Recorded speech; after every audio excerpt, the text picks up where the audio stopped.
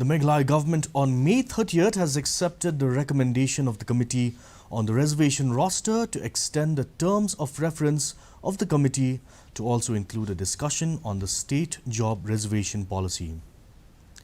Chairperson of the committee and Cabinet Minister Dr. M. Ampareen Lyngdoh said they wanted to make sure that representation of political parties is balanced to ensure that there is equal representation of all the indigenous tribes of the state. The Meghalaya government has reconstituted the committee to discuss implementation of the roster system and also to hold discussions on the reservation policy.